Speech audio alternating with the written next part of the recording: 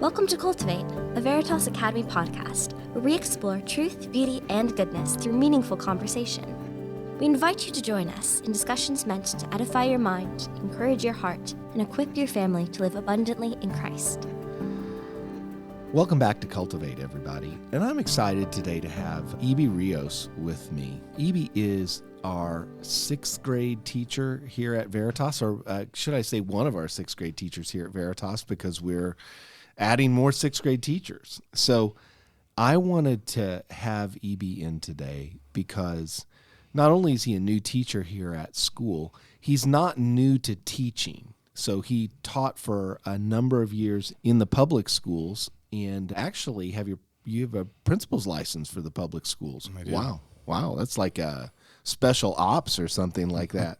So we are going to talk today about Ibby's story, but before we get started, folks, I want to take a moment here to thank our season sponsor, Hershey Financial Advisors, a wealth management firm located at North Point Boulevard in Lancaster, Pennsylvania, leading people to make better financial decisions and empowering them to fulfill a vision beyond themselves. So, Ibby, just tell us a little bit about your background.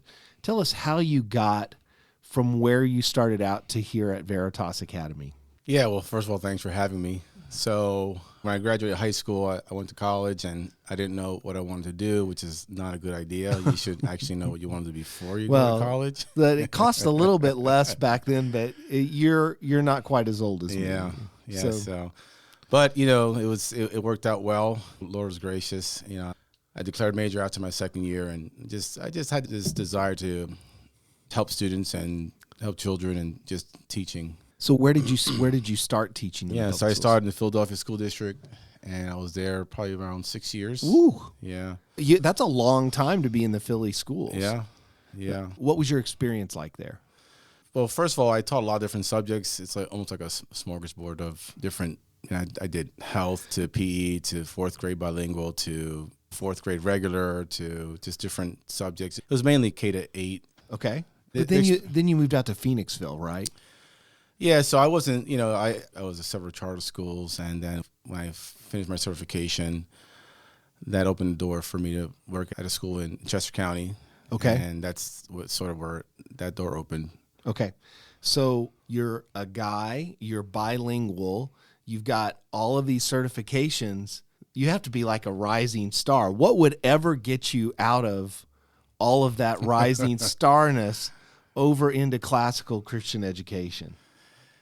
Well, I was very happy where I was at. I decided to sort of have a change in scenery, if you will, and that landed me in Maryland. And that's where my eyes were open. Okay. Pretty substantially. What opened your eyes? So basically a lot of what was going on in public education. And I'm almost hesitant because I understand why they're referred to as government schools. And I'm still sort of wrestling through that, like which terminology to use.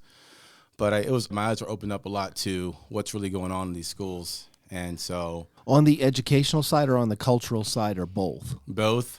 So you have, when I got to Maryland, I was contracted to teach Spanish, and things were going okay.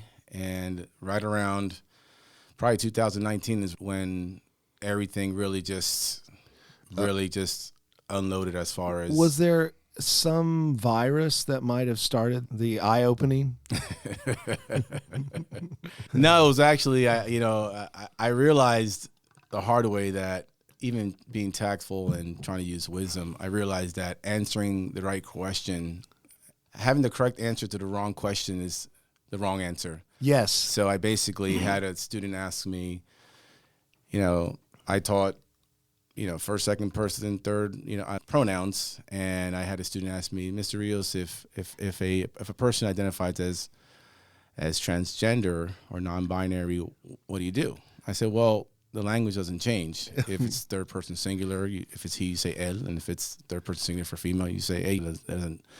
So that comment, and I just elaborated a couple of other things on that. Boy, inflected language really gives a lot of trouble there, right? Because it's that gendering is built all the way down into almost every noun, every pronoun, every In some languages, you've got to choose your articles based on it. So, wow, English is easy. Well, a lot of Romance languages, they're basically structured that way, and so they don't change. Okay. So you've got a cultural thing going on, but how did you find out about classical Christian education? Because I know when I met you, you had found what you were looking for in classical Christian education. How did that happen? Yeah, well, there's actually two in one. So public education, it's really the underpinnings are worldview that have to be examined, and that worldview doesn't really have a foundation that is solid.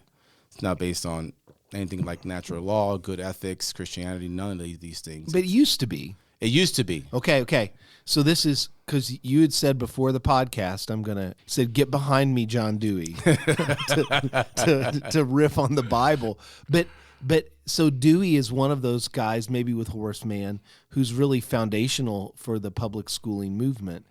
Why would you say something like that about Mr. Dewey? Yeah. Or how does that connect with this worldview underpinning that you saw kind of washing away, maybe? Yeah, so the Northwest Ordinance says, religion, morality being necessary to good government and the happiness of mankind, schools and the means of education shall forever be encouraged.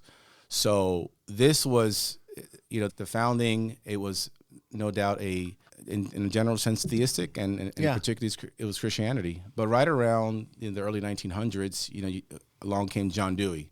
And John Dewey is essentially the father of public education in many ways. And the worldview that he had that was underlying was secular, it was atheistic, it was humanistic. Yeah. And so, and I always tell my students, don't take my word for it, read it for yourself. So in the Humanist Manifesto, which he signs in 1933, there's three of them, and he signs the first one, and I'll just share a couple of them. He says, quote, religious humanists regard the universe as self-existing and not created, unquote. So basically, no God. So this is one of the signatories of the Humanist Manifesto. There's a difference between humanism and humanities. Yeah. Humanism is, it's just the man is a measure of all things. So the foundation, and I'm going to get to your question because it's connected to why when I started having kids, the direction I was going to go with my household. So looking at that foundation, I realized that sooner or later, the fruit of that, in other words, that was going to be unsustainable. Yeah. In educating. Bad trees, bad fruit. Exactly. There you go. Okay. And you were looking at the root system, and you were saying this tree is going to produce bad fruit. And what I always think is that the public schools that kind of philosophy will not fly in a school, right? Because at recess, kids are going to get in a squabble, and if each person is the measure of all things, if there is no truth, the kickball game is impossible. Exactly. Right? But I think what happened was the public schools started in an America where 99% of people, even if you just want to go out to Christians, Jews, Muslims, even unbelievers would have had a very similar worldview as it comes to morality. Absolutely. Right? So basically, you could say that they were living off of Christian capital. Absolutely. But that capital has run short. It definitely is. And that's what you were seeing, right? And that's the bankruptcy of that worldview. Yeah. So, I like the way you put it. It's exactly right. Sooner or later, the ideas are like seeds. They will eventually bear fruit. And so the fruit I was seeing as an employee, when my oldest turned 4, and I was, I knew without a doubt where my kids were not going. And so I began to... You were crossing things off the list. Yeah, and I began to do research. And that's why I encourage parents. Classical Christian education is not just, I don't want to send my kid there. It's no, you really have to understand what is classical Christian education, because you're delegating that responsibility to the school, but you have to understand what is it. So that way you can support what the school is doing, because ultimately the parent is accountable before God for the raising education of the child. And just today, I was in with some parents it was a parent interview, and I always start off by saying, different schools, Veritas is a little bit different, and maybe a lot different than other schools, because, like a public school is gathered together around a certain geography. Anybody within that school district can go to school there. Veritas is gathered together around a mission. Amen. And what that means is, and that mission works really, really well if we're all rowing in the same direction. And that's why it's important that you as parents are on board with this. Right. So, and I think that's really how it kind of was, although that certainly wouldn't have been said back when I went to public school in Indiana. That's not what's going on now, though. So you were starting to come to grips with the fact that my daughter is going to go off and she is going to learn and she is going to be formed by this process. Yeah. And you said... Yeah, and then the positive part of it is I said, I just prayed that the Lord would give me a vision for my kids and what kind of child do I want as far as my wife and I when they actually leave the home. And you look at, part of public education now is there's not a real emphasis on preserving those things which are good. Right. And we say the transcendental. Well, right? but you would have to have some kind of truth to decide what the good was. Exactly. And that's what was alive in our culture 50 years ago, maybe even 20 years ago, that seems to be impossible for people to find at this point. Yeah. They can't tell. If you can't decide what is good and what is evil, I don't know how you start an education. And that's really kind of why we're floundering right now in education in our culture anyway. Right. So I know we understand paideia, and we understand that the full formation of a child, not just, the Bible and theology, but really developed human being that knows, that's cultivated to these things we call goodness and beauty and truth. So That's essentially what I envisioned. And I thought there are people who are classically educated, and you just see our culture and you see individuals who are graduating from high school, and it's really... Yeah, well, it's not like we get to the end of the year and we're doing graduation and that kind of stuff. And I'm always so proud. Here are these students that I remember from, some of them, yay tall, and now they're up in front of a group of experts presenting their senior thesis, making an argument, or playing a piece of music that I just think, it's delightful. That's delightful. And then you talk with them and you go, I joke with new families that, I'd love to put you in a room with all of my alumni, but I'd have to charge you more tuition then. So, but what was it? How did you run into classical Christian education? Was it online? Was there a book, or what was it? Yeah, I typically have a rule for myself that if I hear of a book from 3 different sources, I will typically get that book. Oh, or so if I hear of something, that's your Trinitarian Holy Spirit book rule. So I had a friend in Maryland that he actually knew. He was the only person I knew in Maryland, and he told me about classical Christian education, and I was like, well, what's that? And he explained it to me, and then I heard it at a Christian educators conference. I saw it online, and I heard that second time I heard it, and then it was like I read an article in the Federalist by Joy Pullman. Okay. And I was like, okay, I need to find out about this. So I just rolled up my sleeves and began to research. And I looked at Montessori, I looked at independent schools, college prep schools, and no cut against these things, but classical Christian education is the one that made sense to me. That resonated with you. Yeah, that was like, this makes sense. This is how kids learn. So here's a question. I think you came here, you were interviewing, and I got you to come here, and you still wear a number of different hats. You're teaching 6th grade, and you're teaching a 4th year Spanish here, where they learn, I remember Anna Nichols was reciting Psalm 127 in Spanish from memory. And the language courses here at Veritas have the best parties and the best food. I can always tell, like, it's like 7th period and I see people kind of wandering around and I'm like, somebody's having a party. So how has, and I think I said something to you like, you better come to Veritas because I think you're like, I won't survive. You won't survive public school for much longer. How has your your typical day changed as a teacher from when you were teaching the public schools to now here at Veritas? Yeah, I want to go back real quick to something you said with the Spanish 4. The principals that are here at Veritas produce a certain culture, and going the first day and having the students, they were standing when I walked in the room, and I was very, that really blessed me, because I was like, wow, I've taught Spanish for many years, and either it's not valued, or there is just a disregard for teachers, or there's just not that. So that respect, and that value was very. But then you got to meet the students, and they were terrible. They were even greater. Yeah. Yeah. Well, you have Gabe Thompson and Ruthie Reeser, and who else is in that class? Yeah. Well, this year it's Simon Rickard and. Oh my goodness. Yeah. These are just terrible students. They give me a hard time. Yeah. For those of you out in podcast land there, these students are some of the most delightful. Yeah, they are. And very strong students. Yeah.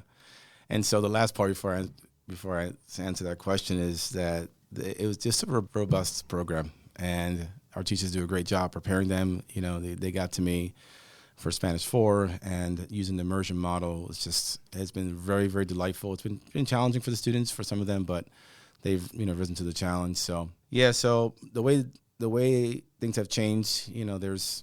We have memory period because these are our kids. Well, tell everybody what memory period is. And Mr. Rios is the leader of memory period. Yeah, so we got 2nd to 6th graders, and we know that they have a capacity to learn massive amounts of knowledge through chants and songs and memorization. And so we do from Latin to history to civic things and primary documents and just a whole bunch of different things that they're learning within their curriculum. But all of the students, from history to Latin to math, they're getting it from every month it changes. So 5th grade, so 2nd grade, here's the 5th grade song. 2nd grade, here's the 4th grade song. So and that leads to the history bee, in which Catherine Godfrey and Sun Lee Tangbao would still be answering questions. They went through 49 rounds of questions before it was called a tie. Yeah, Katrina, yeah. Katrina, it was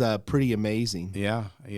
Because they kind of soak in that year after year. Yeah. So how else? Yeah, and then just prayer in the morning, and just committing the day to the Lord. The actual curriculum, it's great. We're teaching history. We're teaching from a non-revisionist point of view. We're actually looking at reading really good literature that it's just moving, and it's delightful, and it's funny, and it just teaches about human nature.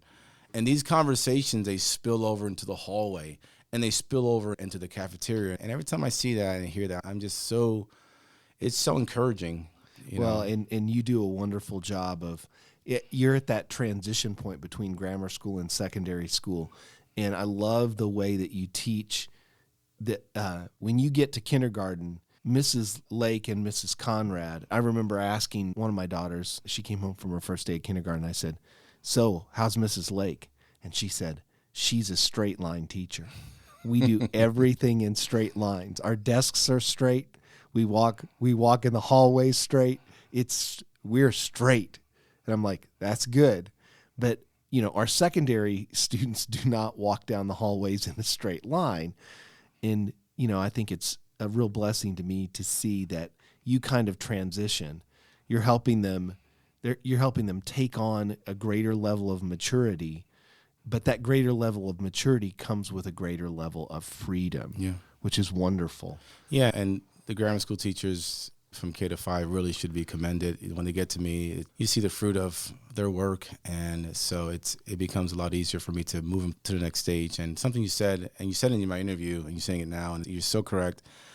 Public education is not mission-minded. It is agenda-minded. It is culturally minded. It's not a thermostat. It doesn't set a standard. It's more like a thermometer. It just sort of reads the culture, and it adjusts to that. But we row in the same direction. We don't get everything right, but there is a mission, and there are core values, and we know what they are, and we work together with the Lord's help to row in that direction. Yeah. And we make sacrifices for the sake of our kids and our students, so that we can impart to them these good things. Yeah.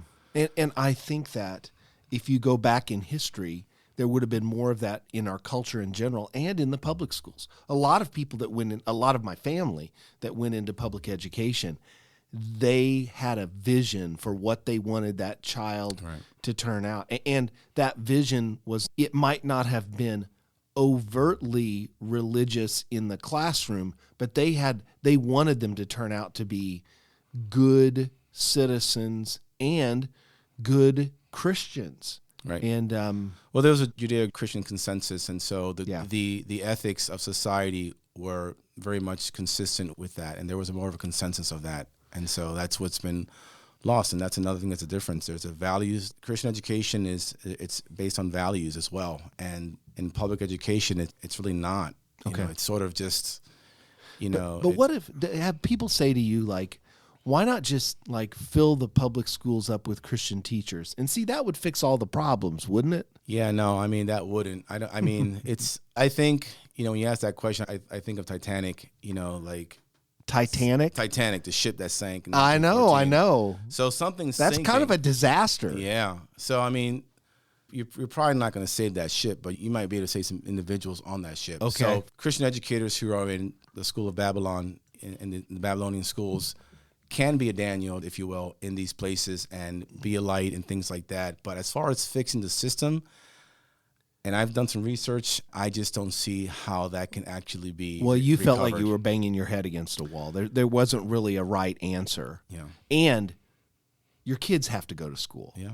So when you got to the point of making the we'll call it a leap of faith or a leap into educational faith, would you have been interested in working at a Christian school, or was that classical piece something that you said, I'm going to do that? That's, if I'm going to go someplace, I'm going to go to a classical Christian school. So I think it depends on the actual school. And for me, just the practical matters of actually providing for my family would have been, Pretty high priority. Or as I tell our senior guys, girls dig gainful employment. Right. So, but ideally it'd be classical Christian education. I just think that with the Christ-centeredness and the academic rigor of those things which have survived, past, the test of time, are worth continuing to pass down. Yeah. So why is Jesus so central to your view of education? Because I hear that just kind of resonating through what you're saying. But when you're teaching, you're teaching all kinds of things because, I remember worst moments in, like, I've been head of school now for over a quarter century, and you see some really bad ideas sometimes. Like there was a student that came to us once, and I think that they were studying math biblically, which means that you're really good at 3s and 7s, but you're not very good at 6s. So I'm like, I don't think that's not good. That's a bad idea. But in classical Christian education, you hear that it's not Christian in name only. Like we were up at Harvard once, and there was some kind of plaque or something like that was recognizing the Christian history of the school. And we had this wonderful young tour guide, and I said, so what's that mean? And he's like, oh, we don't pay any attention to those things anymore. I was like, that's correct. You don't. But what is it about Jesus that's so central to the way we're teaching and training kids here at Veritas? Well, that's part of my answer. I'll go to Yale now. Their shield it's lux et veritas, light and truth. Yeah, and it has the Torah because they're mocking Harvard that was just Veritas, right? So they've gotten, no doubt, far away from their mission, and we see it with the anti-Semitism in these college campuses and universities. Did you ever think that you would see anything like this? It's maybe okay. I read a lot of Francis Schaeffer and C.S. Lewis, so and G.K. Chesterton. So I think it wasn't that surprising. Yeah, but that's the point of going back to the earlier question about why classical Christian education, and looking at my own children and say, okay, well, these ideas, if you just keep following them through K to 12 and go into what will it look like, and this is exactly what it looks like. Yeah. So Christ he's the rock. So everything is built on a foundation. Yeah. Every institution is built on a foundation. And I like how Dr. Spanger talks about when he first came here last year. He said that he used the terminology. Dr. Spanger's our principal here at Veritas. So Right. just want everybody to know. For fans of the podcast, he's been on a number of times. But what'd you say he was saying? Yeah. So when he arrived, one of the things that he said that he was really particular about the terminology is having a Christ-centered institution and not so much a Christ integrated. And he explained that because he said that the idea you're taking things out and trying to put them in.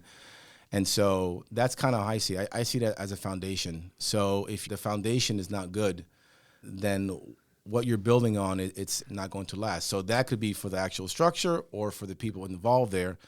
And that's what we see in our college campuses. I don't even have to say anything. I can just point to the college campuses and even Harvard, going back to Harvard, 30 student institutions favoring what Hamas did on October 7th, 2023, and supporting this group.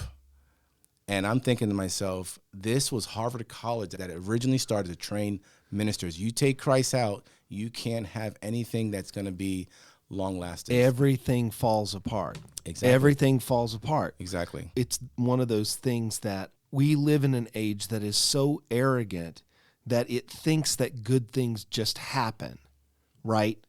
It doesn't realize that the reason all of these good things have happened is because generation after generation after generation after generation, people have been investing themselves and sacrificing, making sacrifices. And those sacrifices don't make any sense outside of Jesus Christ and the resurrection of the dead. Amen. So, well, Mr. Rios, I really like what you're doing down in 6th grade. I know, and folks, this is one of the really fun parts of being here in Lancaster County is we are just a few hours from so many different field trips that touch upon your area of history. And what's funny is I can tell how much Mr. Rios loves these trips because he's cutting it so close to the end of the day, getting back. Sometimes there are kids jumping out of the field trip buses into the other buses to go home. But tell me maybe one last question. What's your favorite thing to teach, your favorite field trip that you go on as a 6th grade teacher? Any of them that had to do with being outside. I think the students love that as well. But our last one, actually, I enjoyed Gettysburg. We had a parent who came out in the Gettysburg movie, and he was just very knowledgeable. Yeah, no, he was in the movie. He was in the movie, and students were asking for autographs. And no, but he did a very good job of preparing the students, having a reading packet and for them on the way up there, explaining things, and it was trying to drink from a fire hydrant, but it's between that one and the Independence Hall Constitution Center. Okay. Because we go through every article, section, and clause of the Constitution in 6th grade. So we really. You mean you teach the kids that those words have meaning? They do. Like settled meaning? And I also teach them that actually people actually take an oath to keep this thing. Yeah. Yeah, and we talk about some of the reasons why the problems we have is that one of them is just not keeping an oath to defend, protect, and preserve the Constitution of the United States. So, but they go out there, they feel empowered in a good way, of what it means to be self-governing, of knowing that of how our system of government is supposed to run, and so it's just very encouraging to see them really grow in that confidence, and a lot of the comments and questions they ask, they really understand it. So this about 4,400 word document no longer is intimidating to them. At the end of the year, it's very encouraging to see that.